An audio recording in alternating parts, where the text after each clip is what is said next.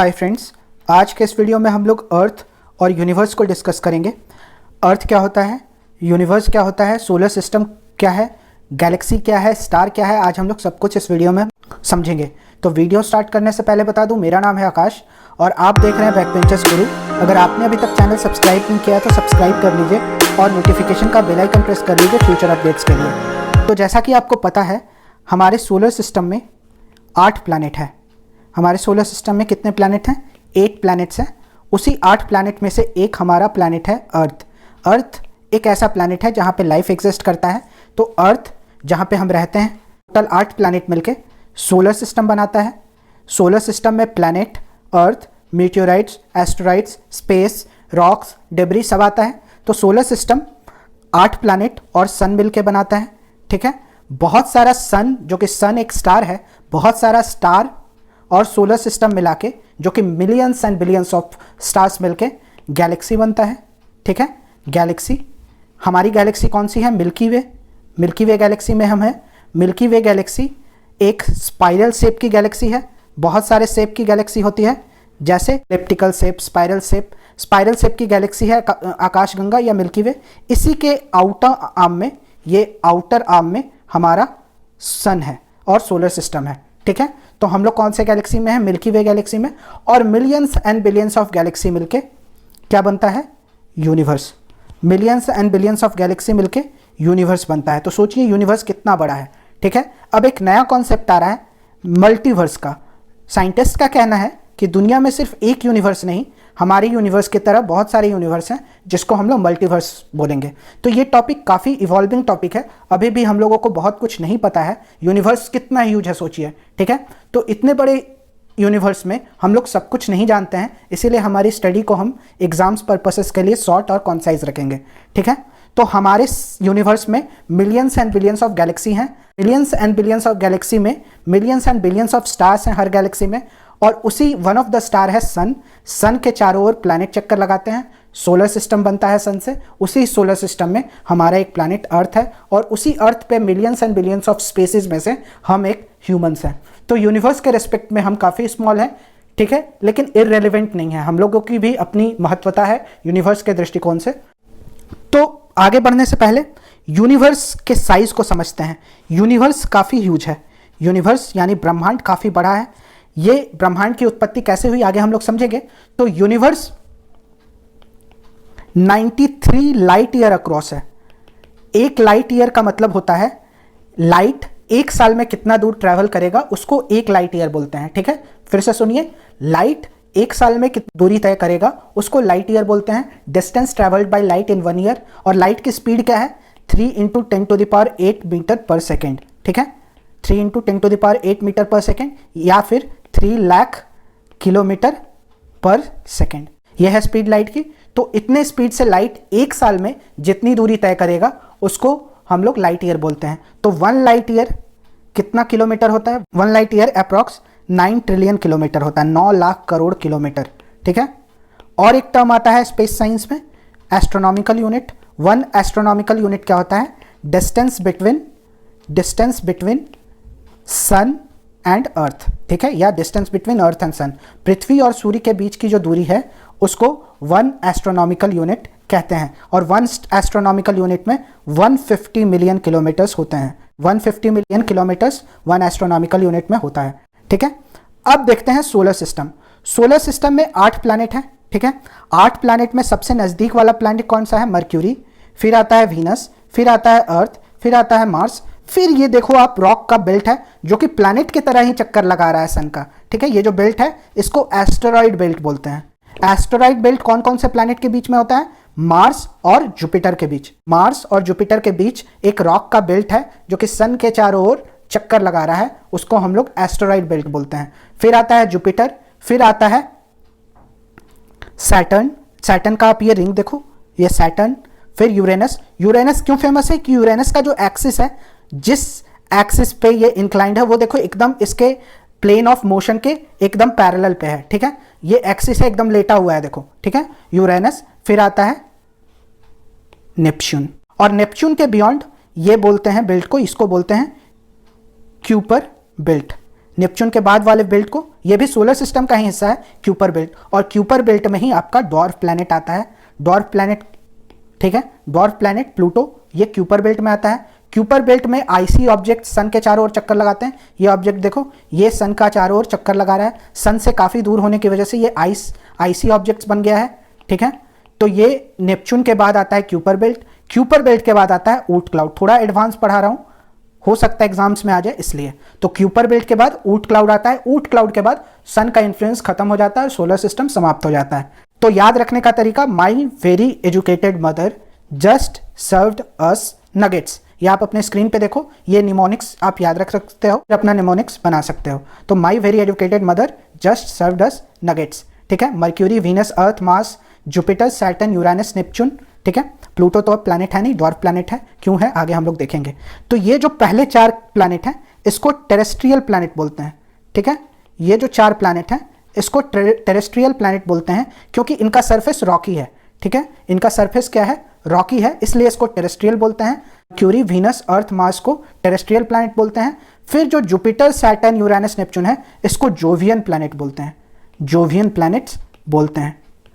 Jovian planet या gas Giants भी बोला जाता है, गैस जाइंट्स, क्योंकि इनका लगभग मैक्सिमम हिस्सा गैस से बना हुआ है, इसीलिए गैस जाइंट है। और ये टेरेस्ट्रियल प्लैनेट रॉकी हैं, इसलिए इसको रॉकी प्लैनेट्स या टेरेस्ट्रियल प्लैनेट्स भी बोलते हैं।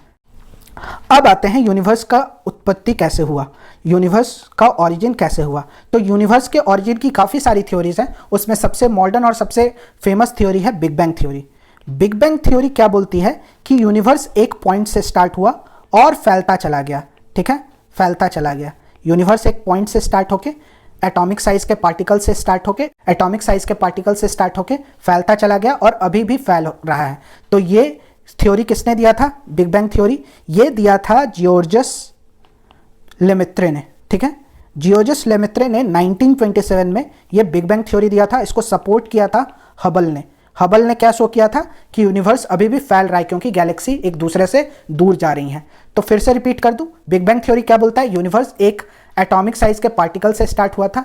तो एटॉमिक साइज का पार्टिकल है इसमें, इसीलिए वॉल्यूम 0 के करीब, नेग्लिजिबल, टेम्परेचर बहुत ज़्यादा था, तो इनफाइनाइट, डेंसिटी इनफाइनाइट। तो यही बोलती है बिग बैंग थ्योरी। एकदम छोटे वॉल्यूम से स्टार्ट हुआ, अभी इतना बड़ा ब्रह्मांड बन गया, सोचिए। तो ये बिग बैंग थ्योरी कहता है टेम्परेचर बहुत ज़्यादा था, डेंसिटी बहुत ज़्यादा था। और ये बिग बैंग कब हुआ था, ये 14 बिलियन ईयर अगो हुआ था, ठीक है। 14 बिलियन ईयर अगो ये बिग बैंग हुआ था, ठीक है। ये था ओरिजिन ऑफ यूनिवर्स की बात। और आप ये डायग्राम देखो, ये इस तरह से फैल रहा है। अगर आपको समझना है तो आप एक बलून लो, उस पर एक बड़ा सा डॉट, काला डॉट लगाओ और उसके बाद बलून को फुलाओ। वो काला डॉट भी जैसे जैसे बलून फूलेगा वो काला डॉट भी फूलेगा। इसी तरह जब यूनिवर्स एक्सपैंड कर रहा है तो गैलेक्सी भी एक दूसरे से दूर जा रही हैं, ठीक है। नेक्स्ट, सोलर सिस्टम कैसे बना। सोलर सिस्टम के बनने की एक थ्योरी क्या है, कांट और लैपलेस थ्योरी। लैपलेस ने इसको मॉडिफाई किया, कांट ने प्रपोज किया था, यह 1796 का थ्योरी है। तो इसके हिसाब से सोलर सिस्टम का formation 4.5 billion year ago start हुआ, ठीक है। 4.5 बिलियन ईयर अगो क्या हुआ कि एक बहुत बड़ा स्टार जो कि सुपरनोवा था वो एक्सप्लोड हुआ, जिससे डस्ट का क्लाउड बना। ये डस्ट का क्लाउड धीरे धीरे धीरे धीरे ग्रेविटी से कंडेंस होता चला गया। कंडेंस होने से घूमने लगा, घूमने के कारण बीच में जो था सेंट्रीपिटल एक्सेलरेशन कम होता है। प्रेशर बनने से हाइड्रोजन फ्यूजन और हाइड्रोजन फिजन स्टार्ट हुआ, बीच में सन बना, फिर चारों तरफ डस्ट का क्लाउड घूमने लगा, डस्ट इकट्ठा होकर प्लैनेट बन गया, बहुत सारा प्लैनेट ऐसे फॉर्म हो गया। तो ये बोलता है नेब्यूलर हाइपोथेसिस। नेब्यूलर हाइपोथेसिस क्या बोलता है कि एक बहुत बड़ा डस्ट का क्लाउड था, नेब्यूला, वो धीरे धीरे कंडेंस होके हमारा सोलर सिस्टम फॉर्म किया, बीच में सन, बाकी चारों तरफ प्लैनेट, ठीक है। और इसका पता कैसे चलता है कि सारे प्लैनेट, ये मान लो अगर सन है और ये मान लो अर्थ है, तो ये अर्थ सन के चारों तरफ इलिप्टिकल ऑर्बिट में चक्कर लगाता है। इसी तरह सारे प्लैनेट इलिप्टिकल ऑर्बिट में सन का चक्कर लगाते हैं, ठीक है। ये समझ आई बात। अब आते हैं सोलर सिस्टम स्पेसिफिक। तो सोलर सिस्टम में आपको मैंने बताया मर्क्यूरी सबसे नज़दीक है, 58 दिन में सूर्य का चक्कर लगाता है, सन का चक्कर लगाता है। फिर वीनस, जिसको अर्थ का ट्विन भी बोलते हैं। वीनस को क्या बोलते हैं, अर्थ का ट्विन, ठीक है। और हॉटेस्ट प्लैनेट भी है वीनस।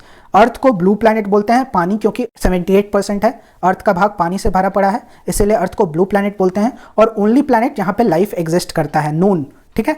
फिर आता है मार्स, जिसको रेड प्लैनेट भी बोलते हैं। और काफ़ी सारा एक्सप्लोरेशन आप देखोगे नासा का, बहुत सारे स्पेस एजेंसीज का, क्योंकि मार्स में लाइफ की संभावना है। मार्स को रेड प्लैनेट भी बोलते हैं। फिर आता है एस्टेरॉयड बेल्ट। एस्टेरॉयड बेल्ट कुछ नहीं है, बस रॉक्स हैं जो कि प्लैनेट की तरह ही चक्कर लगा रहे हैं, ठीक है। फिर आता है जुपिटर।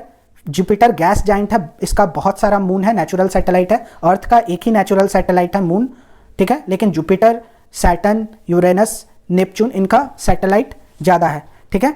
तो फिर आता है सैटर्न। सैटर्न का रिंग देखो। फिर यूरेनस। यूरेनस देखो, मैंने बताया ये इंक्लाइंड है, एकदम पैरेलल हो जाता है अपने मोशन वाले एक्सिस पे, ठीक है। फिर आता है नेपच्यून। नेपच्यून आइसी प्लैनेट है, बहुत दूर है सन से। और फिर आता है ड्वार्फ प्लैनेट प्लूटो। प्लैनेट नहीं है, ड्वार्फ प्लैनेट है प्लूटो, ठीक है। तो ये थी प्लैनेट की बात। और एस्टेरॉइड तो मैंने बताया मार्स और जुपिटर के बीच में मिलता है। मेटेओराइट्स क्या होता है? जो एस्टेरॉइड, जो रॉकी ऑब्जेक्ट अर्थ के नज़दीक आए, अर्थ के एटमॉस्फेयर में आए या प्लैनेट पे आने लगे और एटमॉस्फेयर में आते आते जल जाता है या फिर कई कबार गिर भी जाता है। आप देखोगे बहुत सारे लेक भी ऐसे बने हैं मेटेओराइट्स के कारण, तो उनको मेटेओराइट्स बोलते हैं। वो भी रॉक होते हैं जो कि स्पेस से आके हमारे एटमॉस्फेयर में ज़्यादा जल जाते हैं, लेकिन कभी कभी गिर जाते हैं, तो उनको मेटेओराइट्स बोलते हैं, ठीक है। और जैसा कि मैंने आपको पहले बताया, सारे प्लैनेट सन के चारों ओर रिवॉल्यूशन करते हैं, सन के चारों ओर रिवॉल्यूशन करते हैं और अपने एक्सिस पे रोटेट भी करते हैं, स्पिन भी करते हैं। तो वीनस और यूरेनस इसमें एक्सेप्शन है। वीनस और यूरेनस क्लॉकवाइज डायरेक्शन में स्पिन करता है। क्लॉकवाइज डायरेक्शन क्या होता है? जो घड़ी जिस डायरेक्शन में मूव करता है उस डायरेक्शन को क्लॉकवाइज बोलते हैं, और घड़ी जिस डायरेक्शन में मूव करता है उसके उल्टे डायरेक्शन को, उसके अपोजिट डायरेक्शन को एंटी क्लॉकवाइज बोलते हैं, ठीक है। नाम से ही पता चल रहा है। तो वीनस और यूरेनस क्लॉकवाइज रोटेट करते हैं, यूरेनस और वीनस क्लॉकवाइज रोटेट करते हैं, और बाकी सारे प्लैनेट इंक्लूडिंग अर्थ अपने एक्सिस पे एंटी क्लॉकवाइज रोटेट करता है, ठीक है। तो ये आपको याद रखना होगा, एग्जाम्स में पूछा जाता है। अब आते हैं प्लूटो प्लैनेट क्यों नहीं है, why Pluto is not considered a planet, ठीक है। प्लूटो को प्लैनेट क्यों नहीं कंसिडर करते हैं? तो 2006 में एक मीटिंग हुई, 2006 में इंटरनेशनल एस्ट्रोनॉमिकल यूनियन IAU की एक मीटिंग हुई। उसमें प्लैनेट को डिफाइन करने का 3 क्राइटेरिया रखा गया। ध्यान से सुनिएगा, प्लैनेट को डिफाइन करने का 3 क्राइटेरिया रखा गया। 3 क्राइटेरिया में से फर्स्ट क्राइटेरिया क्या था? It must orbit a sun, it must orbit a star, हमारे केस में सन है, ठीक है। तो जो कि प्लूटो फुलफिल करता है, पहला क्राइटेरिया। दूसरा क्राइटेरिया क्या है? दूसरा क्राइटेरिया कहता है कि इसके पास इतनी ग्रेविटी होनी चाहिए, इसके पास ये इतना बड़ा होना चाहिए कि ये स्फेरिकल शेप का हो, ठीक है। ये भी क्राइटेरिया प्लूटो फुलफिल करता है, इतना बड़ा है, इतना ग्रेविटी है इसमें कि ये स्फेरिकल शेप का है। लेकिन प्लूटो क्या करता है? थर्ड क्राइटेरिया फुलफिल नहीं करता है। थर्ड क्राइटेरिया क्या कहता है? कि ये इतना बड़ा होना चाहिए, it must be big enough that it's gravity cleared away any other near by object, कि इसके पास इतनी ग्रेविटी होनी चाहिए कि ये अपने पाथ में आने वाले इसके सिमिलर शेप एंड साइज के ऑब्जेक्ट को क्लियर कर दे। तो ये प्लूटो नहीं कर पाता है। तो clear away similar size object वाला क्राइटेरिया नहीं फुलफिल कर पाता है, इसीलिए Pluto is called dwarf planet. Hope करता हूं आपको ये वीडियो अच्छा लगा होगा, नॉलेजेबल लगा होगा, इंफॉर्मेटिव लगा होगा। ऐसे ही वीडियो देखने के लिए चैनल को सब्सक्राइब करें। वीडियो यहाँ तक देख लिया है तो लाइक ज़रूर करें। मिलते हैं किसी नेक्स्ट वीडियो में। नेक्स्ट वीडियो में हम लोग डिस्कस करेंगे अर्थ का इंटीरियर, ठीक है। तब तक के लिए स्टे पॉजिटिव, जय हिंद एंड कीप लर्निंग।